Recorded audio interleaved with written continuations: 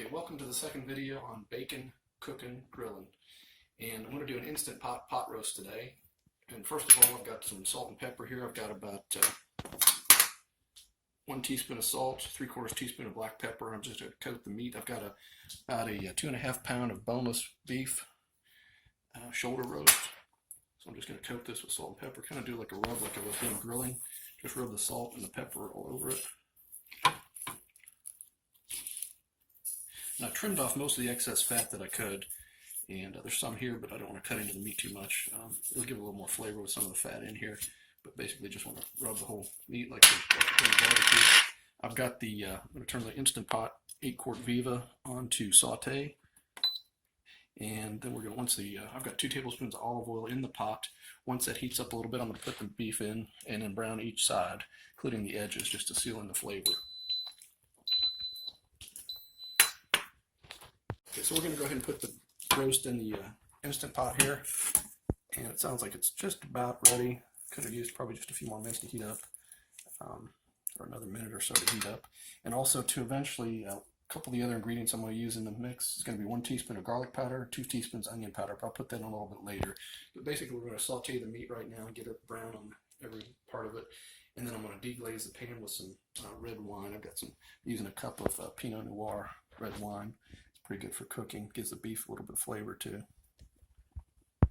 Okay, it's just about finished browning on all the edges, sides. I'm going to take it out here in just a second. A little bit of pink there, but I'll kind of brown that if I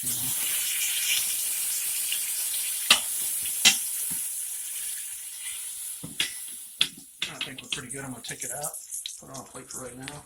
Now I'm going to deglaze the pan. With some wine. Get some of the burnt stuff off the bottom to bring out more flavor into the roast here. And we put it back in. Just try to scrape off some of the burnt stuff. And I'm using a wooden spoon. Don't want to take a chance on scratching it. Shown it's stainless steel pot, but I'm just using a wooden spoon to scrape off some of the stuff on the bottom.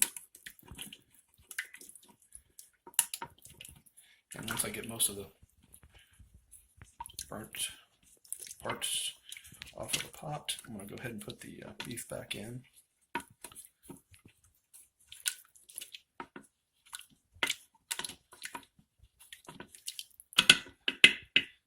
That's looking pretty good, so I'm going to return the roast into the pot.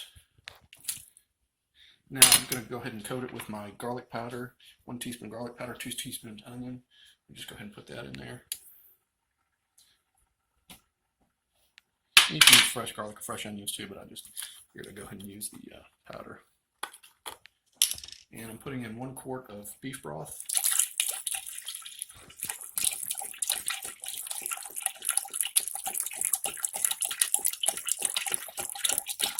And once I get all this in, what we're going to do is we're going to pressure cook, hit the pan with pressure for about 50-55 minutes. I'll probably do 55 minutes. It's a pretty good size roast. It's about a 2.5 pound roast. And also too, over there we have the potatoes. I've got a 24-ounce bag of the Kroger Private Selection Petite Medley potatoes and 1 pound of carrots.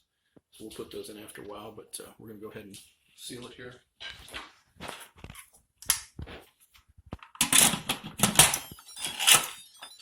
Cancel the saute, make sure the vent is set to seal, and we're going to pressure cook it.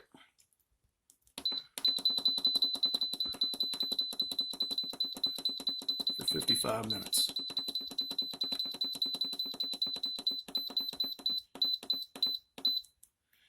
And we'll just wait then. I'm going to go ahead and manually release the pressure. Now it's been almost 5 minutes since it's natural pressure release. So I'm going to go ahead and do the manual release right now. And then once that finished releasing, the little red pin will go down back here. And then we'll go ahead and we'll put in the carrots and the potatoes in the Instant Pot. Okay, we're going to go ahead and take the lid off right now, and the roast should be done. Looks pretty good. What we're going to do is we're going to put the carrots and potatoes in now, and then do it for set it for another 10 minutes.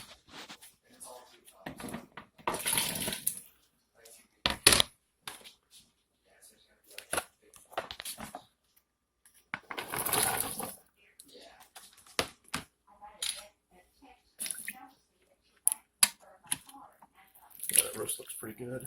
Just turn it over a little bit. It looks pretty tender now. We'll give it another 10 minutes here in pressure.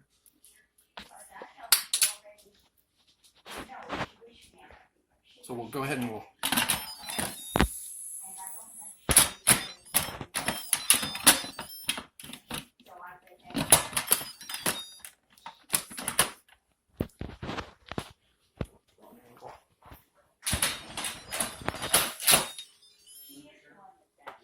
Okay, so we've got the lid back on. We're going to go ahead and cancel that. We're going to hit pressure cook again for 10 minutes.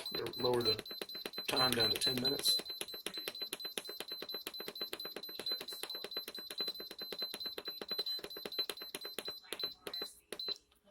Okay, so it hopefully won't take too long to come back up to pressure.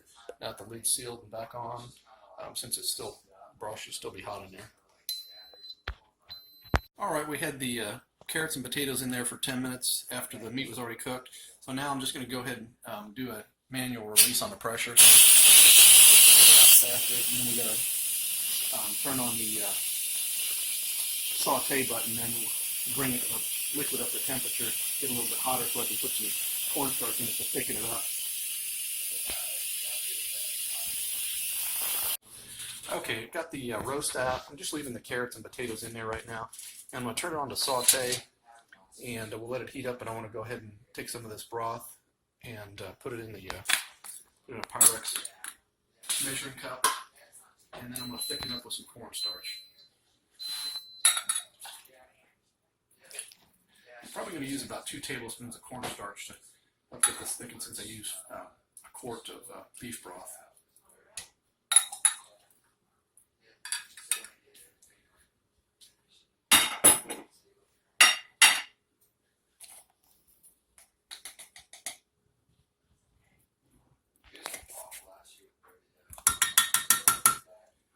And we'll just go ahead and whisk that, get the lumps out of it.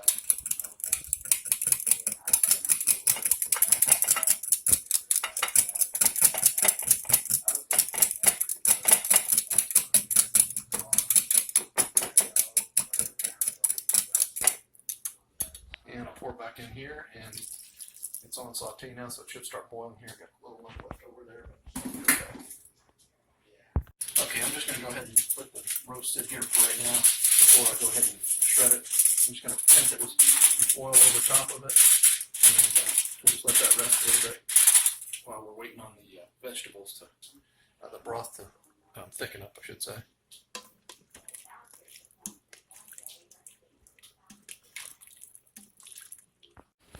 Okay, this is the final product. I didn't put all the carrots and the potatoes on the plate just to plate it right now, just to show you how it turned out.